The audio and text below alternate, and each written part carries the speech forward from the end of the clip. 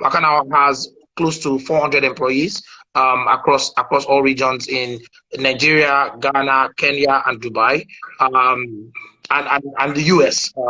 I shouldn't forget that guy. And we've been paying salaries on zero revenue. Now, what that means is that we don't make any decision without thinking about the customer from the beginning and the end of it. So I don't look at competition. I don't look at what I will not call their names. I don't look at them. We don't watch them. Like, I follow them on Instagram. Just if it pops up, I will. But I care about the customer. And I care about, am I staying relevant to my customer? Because if I stay relevant to my customers will come back to me. And that's my primary focus, is take care of the customer. The customer will always come back to you. And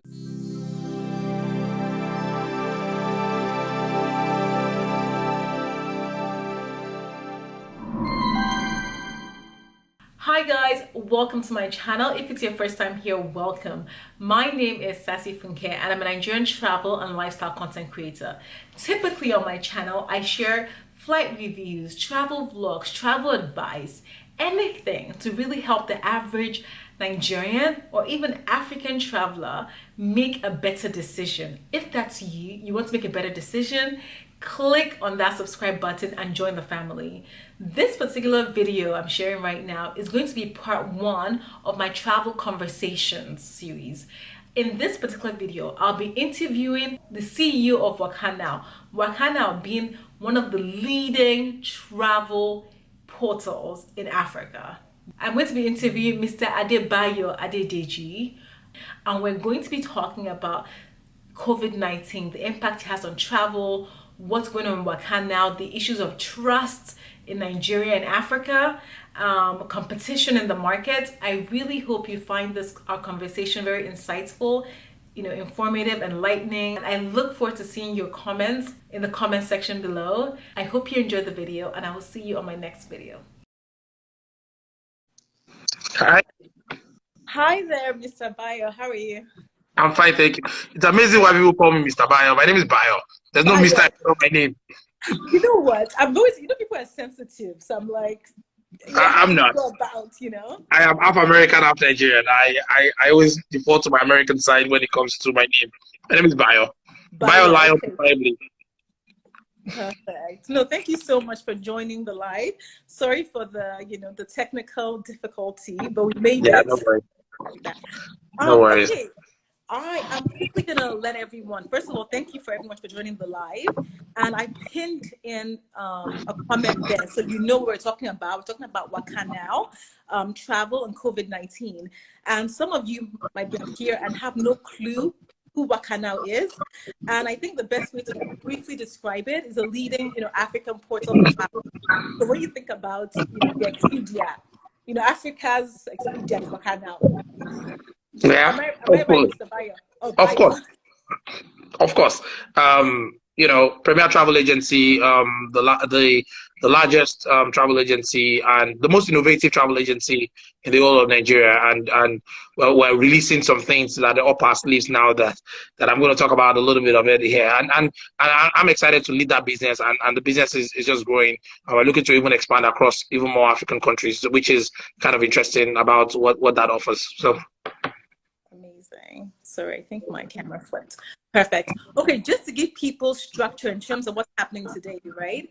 I'm going to do a quick, brief intro of Bayo, and then we are going to I'm going to throw him a lot of questions, which I'm sure you guys are going to find insightful.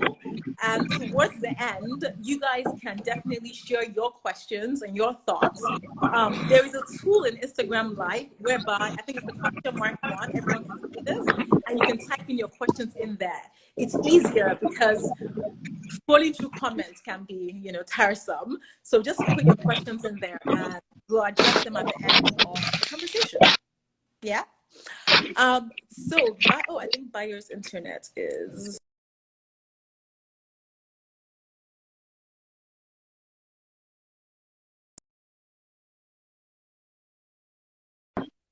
Yeah, I'm back.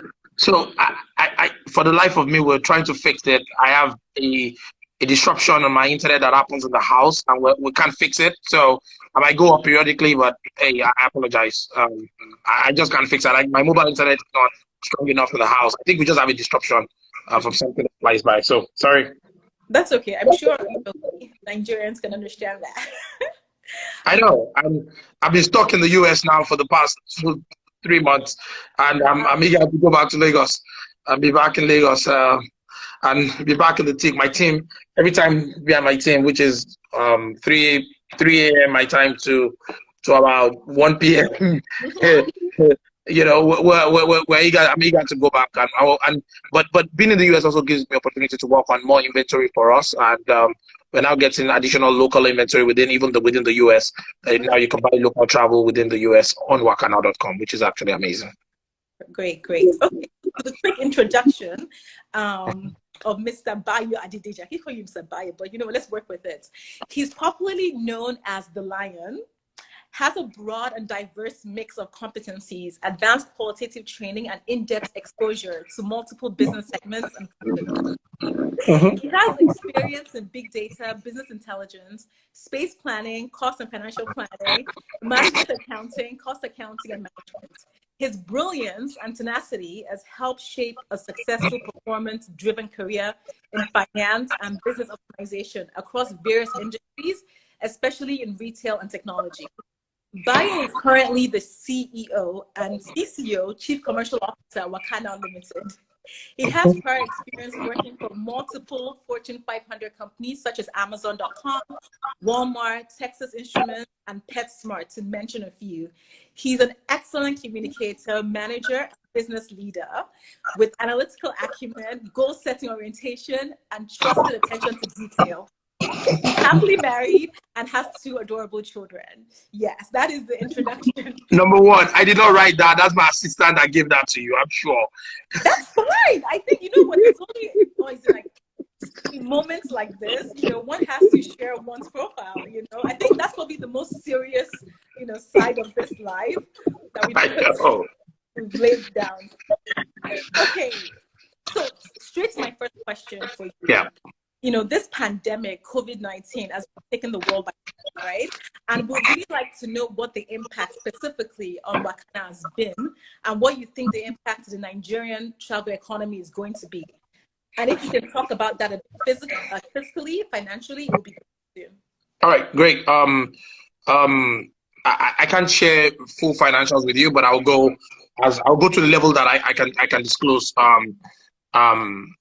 publicly. Number one, I like to always level set whenever I've had multiple conversations around COVID-19, and I like to level set by saying that nobody knows what's going to happen after COVID-19. We're all speculating. Nobody has the data. There's no history. There's no textbook. There's no statistical knowledge that you can use. We're all benchmarking and then using that as a leverage to kind of understand what's going to happen. That's check one. Check two is on the travel industry, our sales for the last month has been zero. Zush. In Nigeria, Ghana, and Kenya. Actually, we have returned. When I say returns, that is customers getting their money back if they can get, if the airline is paying a refund. We've done a lot of that. We did about almost close to 600 million of refund last month, the first month, and the following month. I think that is in April. I think in May we're on train to do about another 300 million of refunds back to customers that is being paid from airlines or customers that bought refundable tickets. So the impact is that we've had no revenue. We've had no revenue for the last 2 months. Actually, I would say 2.5 months. In March, we had a little bit of, we only did about half. I think it was like the first 2 weeks. And then, so my revenue for March was cut by about 75%. And we had April 0, May 0, and June right now, month to date is 0. And we have staff and we have costs, and which is kind of interesting. WAKANOW has close to 400 employees across all regions in Nigeria, Ghana, Kenya, and Dubai, and the US. I shouldn't forget that guy. And we've been paying salaries on zero revenue. Our website is still up. Like, we've been paying server hosting costs.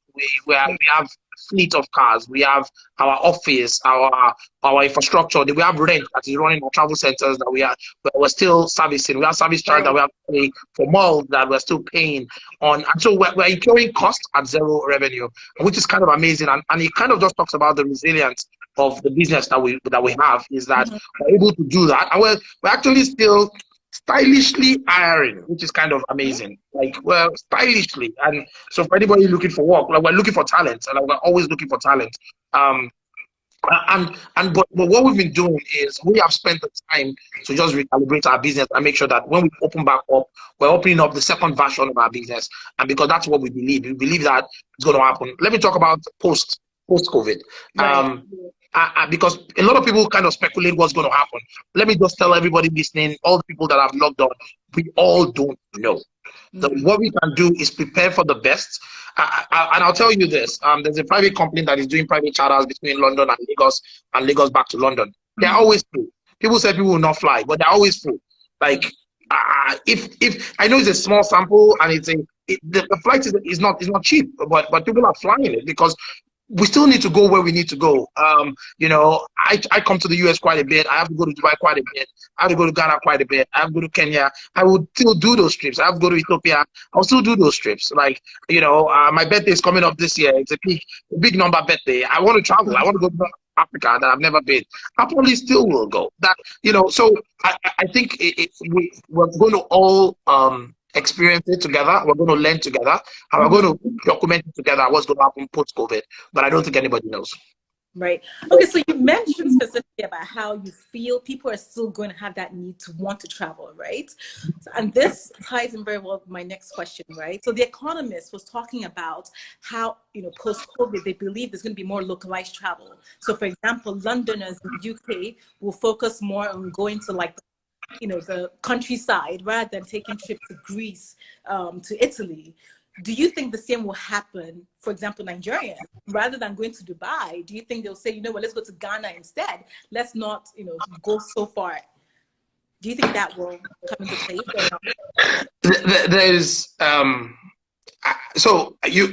I'm sorry, you might not get a yes or a no answer from me because, like I said before, we all don't know, and I think there's a lot of economic factors that has to play into it for us to understand it. And I think African countries, if they are listening to me right now, they have an opportunity. Opportunity is ease of travel. Imagine that the rest of Africa is open to us with no visa, right? What would happen is that we'll probably just travel more into Africa, like, and WAKANOW has opened up East Africa more than before by the things that we've done in Kenya, Addis, and Rwanda, and we're trying to go do in Tanzania and also Cape Verde. But you see, the truth about it is that we don't know. Like Kenya is still shut down to the end of the month. It's on complete shutdown. Ghana is on local travel within Ghana to Temale, to Kumasi, and to Accra. But again, I don't know. Like, so people talk about localized travel within Nigeria. How do you get to the Bauchi Reserve, right? How do you get there? I want to go to the Bauchi Reserve. How do I get there? I'm not going by road. God knows I ain't traveling by road, and I definitely wanted to come by flight. Like, and you know, so there is for Africa specifically, I think I think there is an opportunity, but I think that it's the reaction of the government to those opportunities that will determine what happens. And because we still need significant infrastructure to go do those things that we want to do, and that significant infrastructure can only come, you know, can only enhance our travel there. And I'll give you one more insight. I always ask the question, why do Nigerians go to Dubai? Dubai is the #1 destination by passenger count from Lagos, followed by the US, and then followed by the UK. Before, it used to be the UK, the US, and then Dubai. Dubai offered an alternate environment, right? With ease of going in, you can get Dubai visa for 35K, right? Or at some point we do promo at 29K, right? You can get a Dubai visa and you can get on a plane and go to Dubai. When EP started flying to Dubai and flights to Dubai was 170K, what we saw was just a spike in that travel into Right. Dubai, because now I can fly a direct flight at 170K into Dubai for almost the same price of going to London. And I'm like, I can get the same shopping experience, I can get the mall experience, I can get the Right. hotel experience, I can get the food experience, I can go to Cheesecake Factory in Dubai. Like, amazing, let's go. Right. So it all about the experience that the customer, if an African country opens up its doors and says free entry for Africa, and you can get all those experiences. Like if Kenya, for instance, opens up Kenya and say, look, we know we don't have all the big malls that you want, but guess what? We have good nightlife, we have good safaris, we have carnival where you can come eat. Yes, we will go there. If Nigeria, that has some of a resemblance of some of those things, right, opens up the economy and be like, you know what, Africans come in, we will accept you, visa on arrival, $50 visa or something, and we make the infrastructure better, security and all. I think we will travel. I would go more, I guess. I'm sure Funke will do the same thing, right? Oh, definitely. I think that's what we saw with Cape Verde, right? You know, like but you know, Cape Verde does not even have. So the reason why people travel, Cape Verde does not have it, but we still went. Like there's no shopping, there's no mall. The only thing you can buy in Cape Verde is alcohol and I don't know what else, because that's the only thing I was able to buy. Right? But we still went, and I had a great time in Cape Verde. Would I want to go back to Cape Verde? Yeah, I had a great time. I went on the boat. It was a true vacation. Right. The hotel we stayed was all inclusive. There was as much food. It was all you could drink. They had a place where we could go play Nigerian music. Whenever we travel with WAKANOW, we always take our own DJ. We take our own photographer. Oh, hey, we don't travel. We don't go online and look at our picture. It's called Erupt. When we travel, like 50, 60 of us travel, we take our own DJ, we take our own photographer. Sometimes we take our own chef. And because we just want to go there and have a great experience, and we want to take our culture with us and make sure that we can bring a little bit of that and the experience then. So, like I said, we went to Cape Verde. So now imagine if another country opens up. When I get back, my travel trip right now, I'm going to Senegal, I'm going to Morocco, I'm going to Egypt, I'm going to North Africa, and I've never been South Africa. Don't laugh at me, but never been South Africa for some reason. When I come back before the end of the year, I'm going to be 40 in October. I plan to go to all those places in Africa before. So yeah, that's great. Okay. So my next question for you is, it's well documented that, WAKANOW has international investors, and it would just be great to sort of understand how that has sort of contributed to the underlying business so far. Okay. Every time I get a chance, I want to say that the founders of WAKANOW, Obin and Raf, did a wonderful job building the business. They were very futuristic. They thought deep about what the future should look like, and they built a business around it. Which I always say that a lot of the kudos for what's happening at WAKANOW goes back to them. The founders of WAKANOW did a wonderful job. The international investors came in and brought people like me on board, because bringing people like me on board now gives us the ability to take the company and make it an institution. And then make it a total going concern. So I'm the first CEO after the founders. That means that I carry a lot of burden. When you can think about it, like the founders run the company, the guy that started the company, and I'm taking over from those guys, which, like I said, they've built an incredible business. What the founders, what the investments and having the backing of a company like Carla does is it gives us the ability to do more. It opens the world to us. It gives us the ability to actually create a unicorn in Africa, potentially, that can our investors is Carla, not Africa Capital Alliance. That information is old. It's called the Carla Group, and the Carla Group now brings that to bear. That helps us to kind of go do more on international stage, and also to build a brand that is sustainable, that can live beyond the life of the founder, and even the life of the CEO, and it can become something that continues beyond our lives. And so that helps. But I want to say that it's still a local company, it's still a Nigerian African company. That's why when they invited me to come join them, I was like, I get a chance. I left Amazon to come join WAKANOW. Everybody thinks I'm mad, but I get a chance to come back to Nigeria and do something bigger than myself. I used to live in Seattle, and it was a great life. Life was easy. There was little traffic, and everything was at your fingertips. And I left that to come back to Nigeria because I had a chance. I always say this all the time, is that only Africans can build Africa, and I don't want to be the social media guy that is always quick to tweet or type about how bad Nigeria is, and I'm like, you can't stay away and fix it. And now I'm here, I'm in the thick of it, and I'm having a great time just working for a company that is indigenous, that is local. Our Kenya is indigenous to Kenya, Ghana is indigenous to, and even the people that lead the business are indigenous. Like, we always build the team to be indigenous. And you can just see, when I travel to Ghana, they take me to go eat 1K, to go eat wache and banku, and I get the local experience. When I go to Kenya, we take people to Kenya. We go do the local experience, which is what Africa needs. Is not to shy away from our culture and become international, but to really be local, be local and stay local, but think global. Right? Exactly. That, I think, well put. Definitely. I think it's important. I think the notion, of the points of Africans actually building Africa it's necessary. It's necessary if we're trying to build for the long term for a sustainable business. So it's great that you definitely took the jump to come back to Nigeria. So I did, and I'm loving it. I'm loving every moment of it, every single moment of it. And I'll make one more point about the rest of Africa and I have no apologies for being also American, but Americans don't travel. We always travel within America. Like, there are 51 states, or you can say 52 locations you can go to, and you travel within America. You really don't experience that. Nigerians also are like that. Actually, we only travel to Lagos, Dubai, London, Yankee. That's it. True. Right? And people that go to Yankee don't probably go to London. Like, this is very funny. Like, I have never been to London until last year. Like, there was nothing I was going to London for. There was no reason. Right? Most people that go to London, they'll go to Yankee once, they'll never come back there. They're like, I don't like Yankee. Right? Yeah. So Africans don't leave, most Nigerians don't live outside of Lagos, London, maybe Dubai. Right? And they're missing out on the full experience of Africa, the full blown experience of Africa. I have been privileged with this job to travel Africa, and I regret not traveling earlier. I regret not getting on the plane earlier to go to Tanzania, to go to Rwanda, go to Kenya. Like, I love Kenya so much, it's ridiculous. I love Ethiopia so much. Like, it's like you can just see so much beauty, so much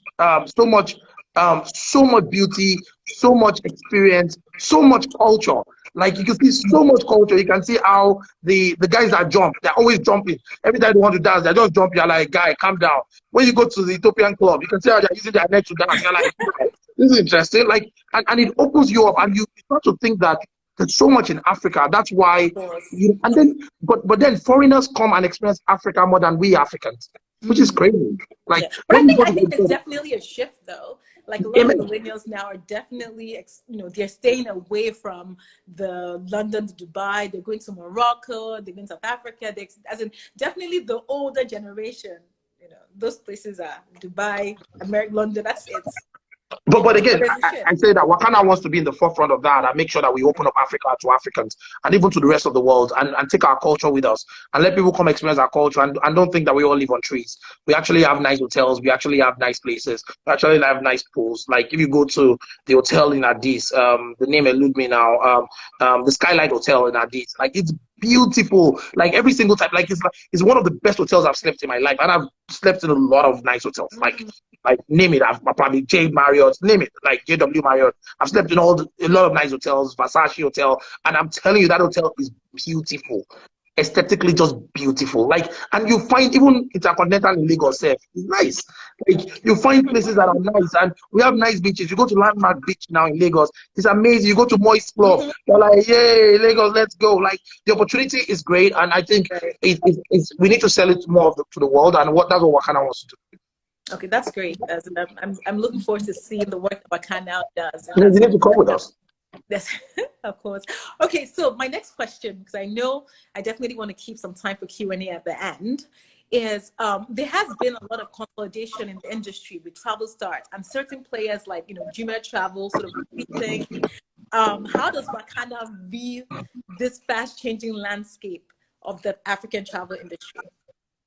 Okay, number one, there's a rule. I'm sorry, I'm going to use a prison analogy. When you go to prison and you're a fighter, What you do is that you go find the biggest bad boy in prison and you punch him in the mouth, right? You Okay. just go there and like, all right, let me find the strongest guy here and let me start punching.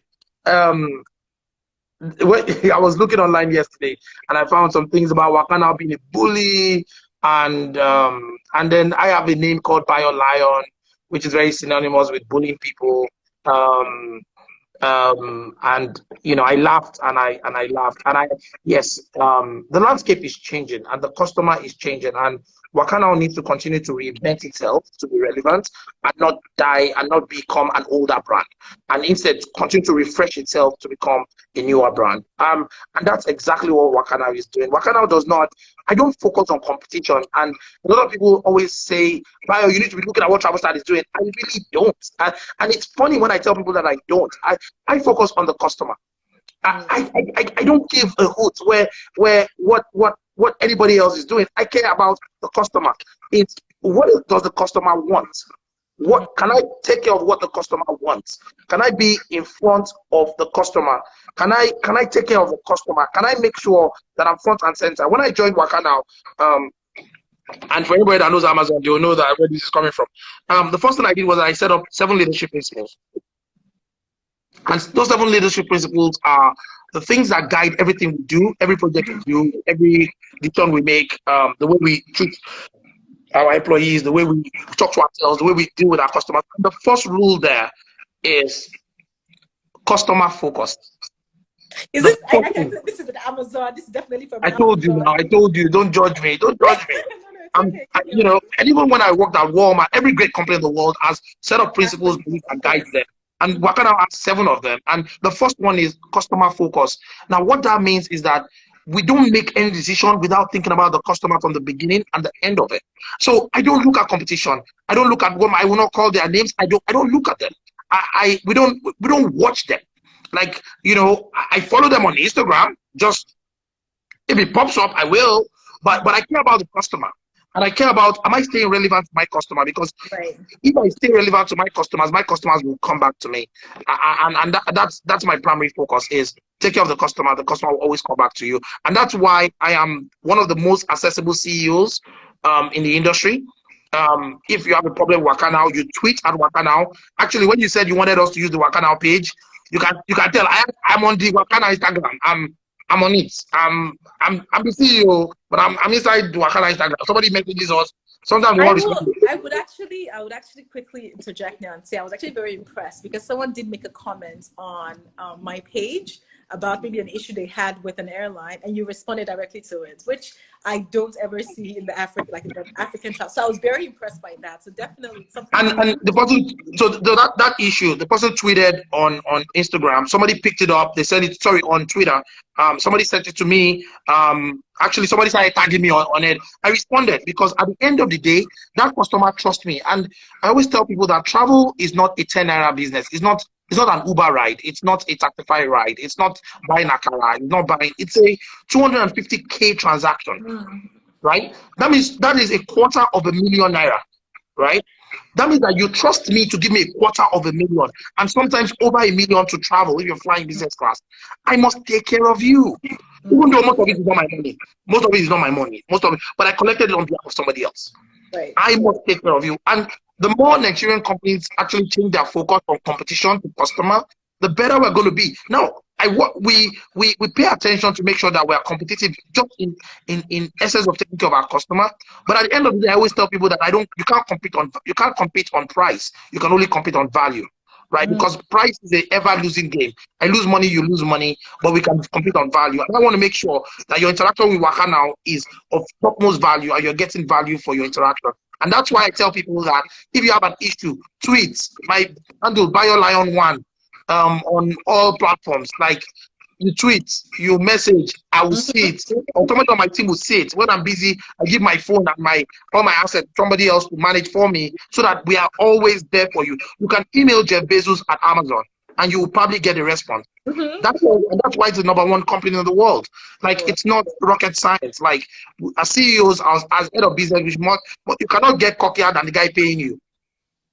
You cannot. At the end of the day, yeah, and the customer is the one paying my salary. So and my salary is plenty, so I better take care of my customer.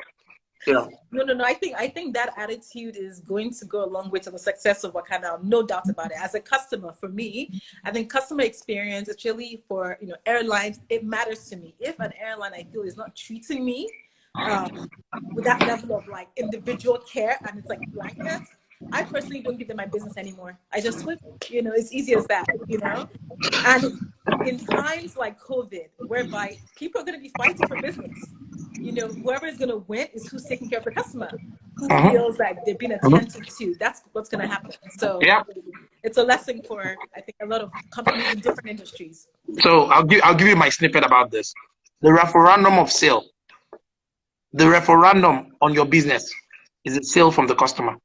The referendum on your business is the sale from that customer. And I tell the people every single time, for everybody that has paid us, they're giving us the referendum that they love us, they want us, and they want to stay with us. And that right there is like a vote. Like, you've given me your vote. Now I must take care of that vote, and I must guide it jealously. Now, if there's a service failure in my business, I, as the head of the business, must make sure that the buck stops with me. I'll never tell a customer that, let me copy this person. No, it doesn't work like that. Actually, WAKANOW just instituted a program that we're launching now. It's actually going to launch next week. It's called One Contact. One Contact means that whenever you email WAKANOW, your email does not get transferred to somebody else. Whenever you call WAKANOW, you don't get transferred. That person that you contacted can take care of you from beginning to end. And not the frustration of if they say let me get back to you, and that thing goes into the pile. That Nigeria way of saying is, and that is a change of some things that we are doing just to be better, to be smarter, and just to take care of our customers. And like I said, I can't use profanity on here. I do cost quite a bit. F the competition, focus on the customer. Definitely the right attitude. Okay, so for my next question, has been estimated that many Africans still use offline channels to book their travel. What are some of the challenges that WAKANOW faces to move consumers online? Holy hell, Jesus! That's the number one question. Let me give you numbers. In Nigeria, total BSP is about 36 billion every month. 36 to 40 billion, and then in high season we might go up to 44 to maybe 50 billion every month, right? About 80% of that happens offline. Wow. 80%. Yeah. So you need those buildings. You need them. You can't just rely on the internet. You cannot just be a businessman as this. Oh, I'm a web traffic. I'm a digital business. So that's why WAKANOW has 31 travel centers. Wow. Because we're still playing in offline. We're playing hard in offline. Like we at one point we hired 40 people to go into the market and be getting business back for us. Like, and I always say this, that we Africans cannot just take foreign ideologies and foreign business strategies and adopt them wholly. We must adapt them to our local environment. What has WAKANOW done? WAKANOW has changed how we sell. We just don't sell through our website. You can WhatsApp WAKANOW and buy a ticket automatically through WhatsApp. If you go to our website right now, there's a WhatsApp number on it. You go to wakanow.com, there's a WhatsApp number on it. You can automatically buy through WhatsApp. We just did a full integration with Facebook. Now, when you inbox WAKANOW on Facebook, somebody will attend to you automatically to give you a ticket. You can buy a ticket through Facebook. If you go to Leo, which is an AI system from UBA, WAKANOW is on it that you can buy your ticket through Leo. WAKANOW is integrating into banking apps to make sure that if you go into a banking app, WAKANOW is there for us to sell your ticket for you. WAKANOW is saying that if you call me, don't worry, hang up after you call me, I'll call you back, and then we can sell a ticket to you. WAKANOW is saying that if you email me, right, I will call you back if you put your number in it, and we can sell a ticket to you. What WAKANOW continues to do is increase our distribution channels and make sure that the customer can reach us. I tell the team that if a customer sends us a raven like Game of Thrones, raven, like from the wall, right, and sends it to us, as long as we get the message, we should call the customer back and we should convert that sale. Because at the end of the day, we need to go to where the customer is and we need to sell the customer where they are. And our strategy is to sell to the customer where they are, whether online or offline. At the end of the day, a sale is a sale, irrespective of the channel of entry. At the end of the day, it's a sale. And that's what WAKANOW does, because at the end of the day, yes, we're an OTA. I want to be an OTA, but I tell people that we're actually an HTA, an hybrid travel agency. We do both offline and we do both online. And me, Bayo, I'm a local Lagos boy. Very, very local. You can see I switch from, I used to sell shoes in Lagos. And I used to sell a lot of shoes. I used to bring them from the US. I used to sell about 2,000 to 3,000 pairs of shoes a day in Lagos. It used to be called Buy Your Shoe Sale at that time. And girls used to come and fight to buy shoes. And we used to sell out in 3 hours. So it was crazy, right? And the night before the sale, the day before the sale, I take a trip to Balogun Market alone. And I go just stay in the market. And I watch Balogun Market.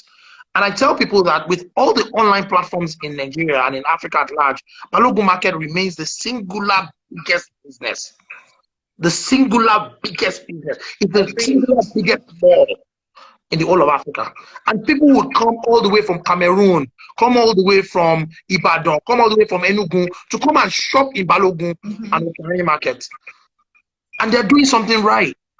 And people will start with one shop, and before you know it, in 5 years, they'll own 10 shops, 5 shops, they'll have packing shops. An Igbo man will come to Lagos, and in 3 years, he has his own packing shop, he has his own phone shop, and he's doing business and he's making money. He'll build a villa in his village. And we on digital businesses have to think like that, is they're doing something right. When a customer comes to an Igbo man store, he will never let you go, even if he doesn't have the inventory. You go get it from somebody else. Find it. You'll find it. How can we become that digitally? And that's the mission of WAKANOW. And I'm glad that I get to lead that, right? To do that for WAKANOW. And that's what excites me. That's what wakes me up every single day, because that's what we need to crack to kind of take us and lift us forward. Completely agree. Okay, I still have just 3 questions or so left, but just remind everyone, please use the icon, the question icon below, to actually input your questions, because that's the best way for me to actually find them. So please use the icon, the question icon, to submit your questions in there.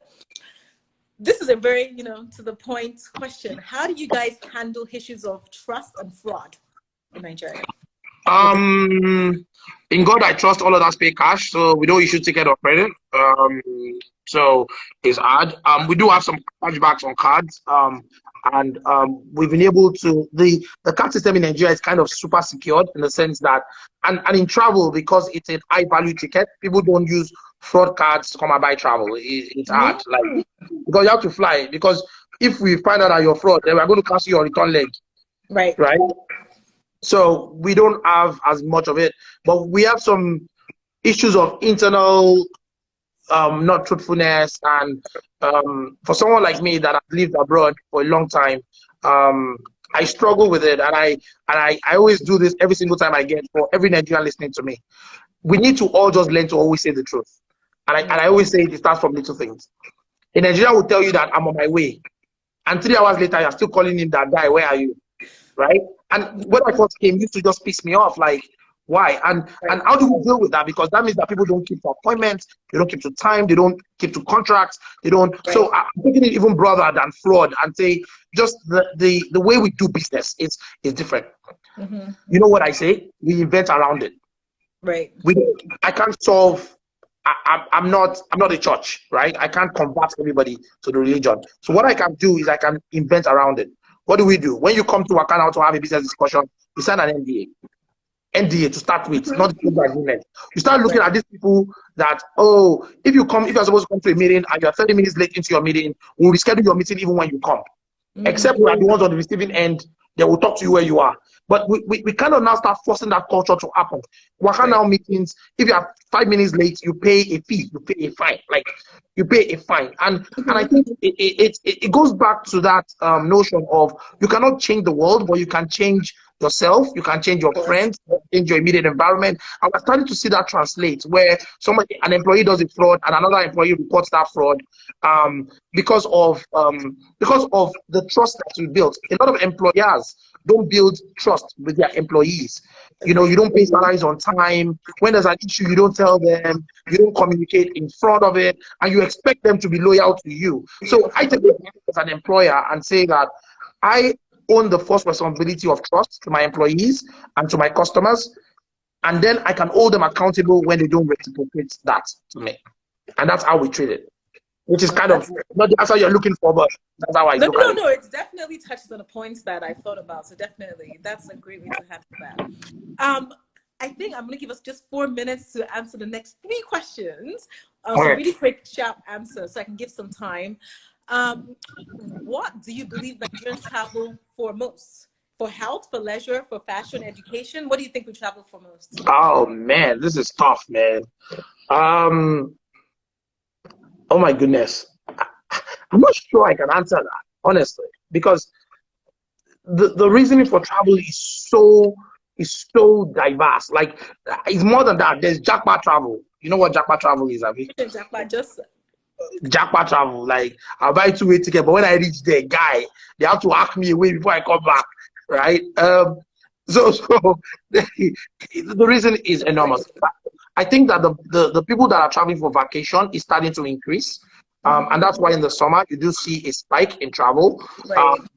More people are traveling for leisure than before.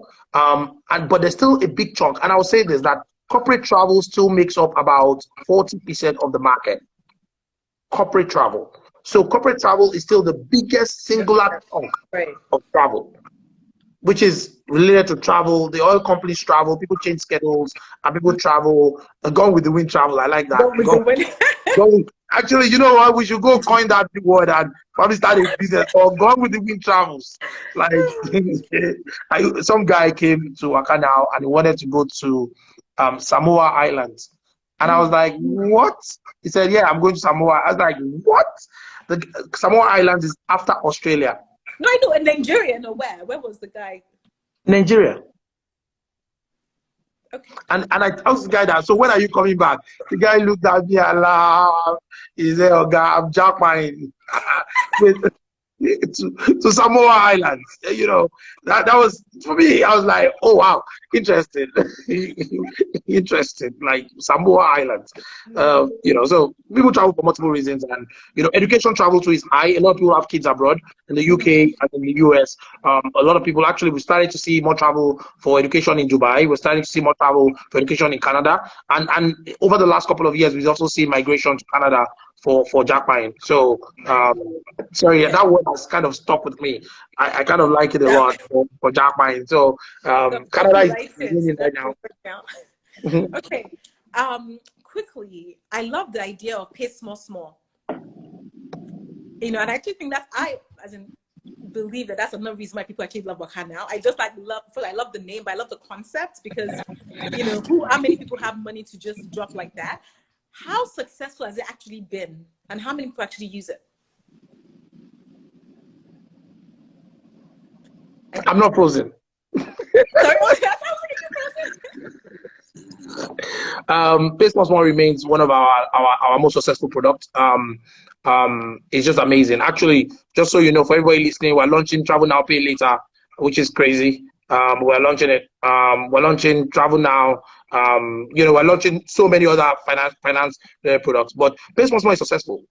Hugely successful. I can't give you numbers. It's on the tip of my mouth. I'm like, no.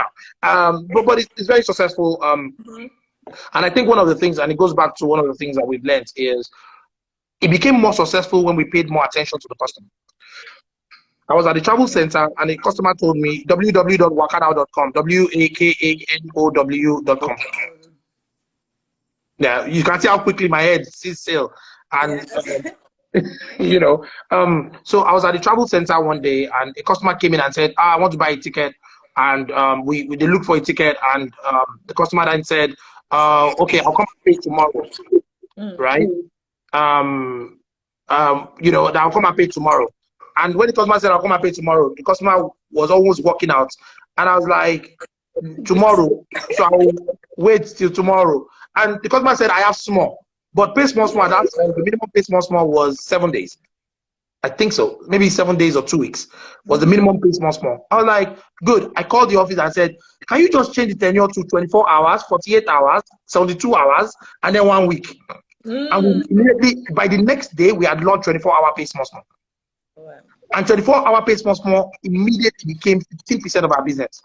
Wow. So I go back to it that data, and I'm speaking at the data conference about leveraging data and leveraging customer feedback to kind of improve your product is super critical. So we've been getting pay small small to even work better by saying that, look, guy, just pay me small. I'll lock the ticket down for you today, and then tomorrow you come and pay me. And actually, we're even thinking about launching a product called pay tomorrow. Like a little, so when you pay a little bit, right?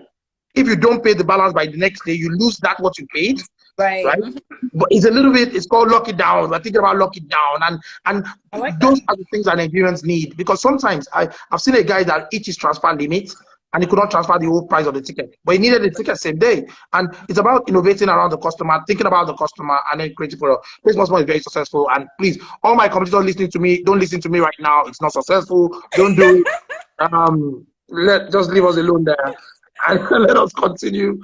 Okay, you know what? I'm gonna jump into the Q&A, because my last question is about like the key initiatives you have for 2020, and you've mentioned quite a few of them already. So I'm gonna jump into the Q&A right now, and the first one is from, let's pop this up, Lady Ella B. She said, does WAKANOW have options within customer budget, or just quality and value for money? So yeah, I'll answer that very quickly. We don't determine price. The airline determines price.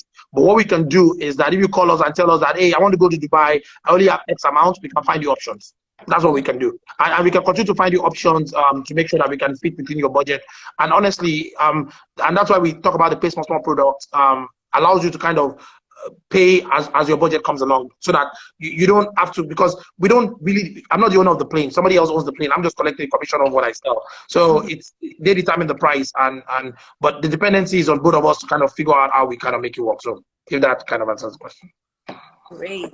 Okay, so the next question is from What Cancer Niger, and it says, why are airlines trying to force travel vouchers down people's throats? Guy, imagine that you sold 100 million of flights, and then 100 million people want to collect their money at the same time. Guy, what would you do? Like, and airlines don't hold that liquidity to sit down in the bank, right? Just think about it. Like, I understand the customer, I understand the airline. I'm in the middle, because me too, I'm bleeding those cash, because when you collect your money back, you collect your margin.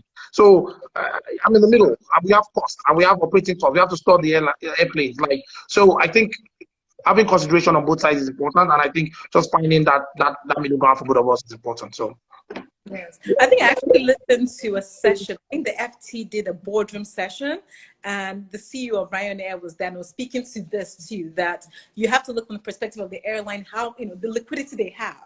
But I guess as a consumer, you're just like, I want my money, like, you know, like that money, like, I have plans for it. Things like, I know, I've lost my job, and people don't realize that it is tough for us agencies too, because the airline is saying, oh, we're paying customers, they're doing PR, oh, we're paying customers.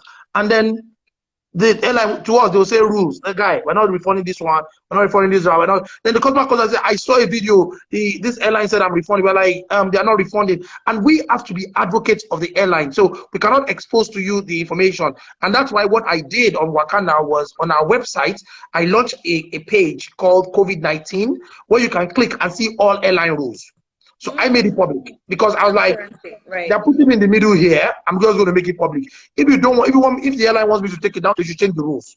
If they change the rules, I'll make it public. And those are the things I did to kind of protect WAKANOW as a brand. But we still have some blowbacks. We still have people mad at us.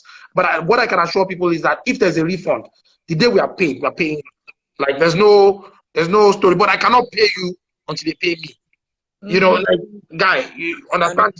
I cannot pay you until they pay me. So are you hiring?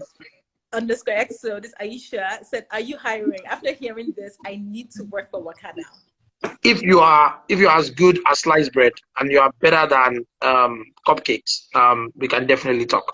I actually know this the lady that's talking, and she is the best. Right. But she has a job she's content with. I know that too. Yeah, I always tell people that I'm one of those people that I believe that there are the things that make a company is customer talent and innovation, and talent is as important as innovation as the business that we build. And I'm always looking, does viewing incognito work? No, it doesn't, guy. There's no there's no, I think, don't all this, don't, no, it doesn't. The only thing that happens is that we just don't know who you are. And when we don't know who you are, it makes your journey slower when you go to incognito. You can go incognito, I'll do it, but again, when we know you, it's easier. We can give you some prompts on what to do, but we don't change price based on if you build it 4 times, build it 5 times. It's based on airline inventory. Airline, and maybe I should take the time to explain this. People always think that if I book, if you book earlier, so the way I describe it is I think about it as funnel, like there's a funnel, right? And price is based on the funnel.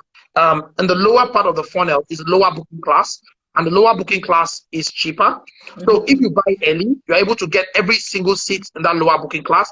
If you buy as you buy based on inventory, consumption, demand. Now, what happens is that it's possible that the day you search, somebody at that lower booking class has cancelled their seat. That's So right. that booking class became available. But you will never find 4 seats. You find 1 seat or 2 seats. Right? That lower booking class. And once you buy it, and that is the urgency of buying. Like once you see it, you buy it, bam, you get it. Right? Except we're doing go down low. We do something called go down low. I don't know if you know about it. Yes. Have you tried to buy it? No, I haven't. I actually trust it that I will get It that. works. It works. I bleed about 20 million every time I do that thing. Oh. I actually sell ticket 99K to people to go to UK, go to the US. 99K. Yes, I've done 10K to go to London. Which airline is this? We've done Turkish, we've done Emirates, we've done, name it, we've done BA, we've done Virgin, name it. And when we come back, I'm telling you, when we come back, I'm doing a lot of it. What is the long-term plan for making Africa travel more affordable for Nigeria? Airline. I can't. They're the ones. Airline. Now, let me tell you, what we're doing is that we're working with airlines. That's why when we did which we deal like the erupt to 3 days in Addis and then 2 days in Nairobi, which ended up being 3 days each. We did it for 499K, and it was all inclusive. Hotel, flight, food was inclusive. Like it was mad. Like we pulled that off because we were able to go negotiate with the airline, buy box seats to travel. So if you want to do like 20 of you, 30 of you, WAKANOW can go negotiate on your behalf and get you a deal to fly you to that place. But what we'll do is I will shop it from airline to airline. I say, I have 40 people, they want to buy box seats. Right. Do you get like give me that seat and then you lock it in. All right, just a few more questions coming in. Right. Everyone asks, why are low-cost carriers not tapping into the Nigerian market? I think they would be very successful. Okay. I have to be careful what I say online. I don't agree with you. The cost of operations in Africa is still not low; it's still high. Let's be honest with you. The amount of taxes that you have to pay, taxes that you have to pay to operate here makes cost of flight low. But I'll tell you again, all local airlines in Nigeria are low cost carriers.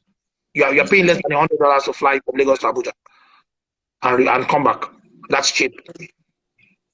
Okay, I'm going to take just 2 more questions because we're running out of time. To stay afloat this period. As WAKANOW, I will change this now. I'm not selling artwork. I'm not selling artwork. I did not know either. I'm not selling artwork. We are being creative, and I think having been funded and being backed by a PE firm that is supportive is helpful to keep us afloat. So and that's what we're doing. But we're recalibrating our business to be busy. Yeah. Perfect. Someone asked if you were publicly traded. No, we're not. We're not publicly traded. We're a privately traded company. We're not even traded. We're a privately held company. But if you want to buy WAKANOW, you can come and talk to me. If you have not of 50 million to 60 million, we can probably get stuff out. Yeah. So WAKANOW just based in Nigeria, Ghana, and Kenya. Another country you mentioned. Yes, we're looking to expand, but COVID actually now pulls us back a little bit to kind of just rethink that strategy. But that's the 3 countries that we have physical presence right now.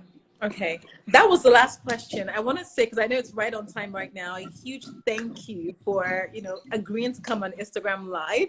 It's been very informative for me, and I'm sure many people have they've been enlightened, and I found this extremely enjoyable. And I hope, sometime in the future we can do this again.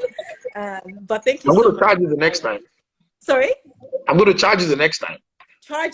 No, though I'll send my bill to WAKANOW, to the Canal Group.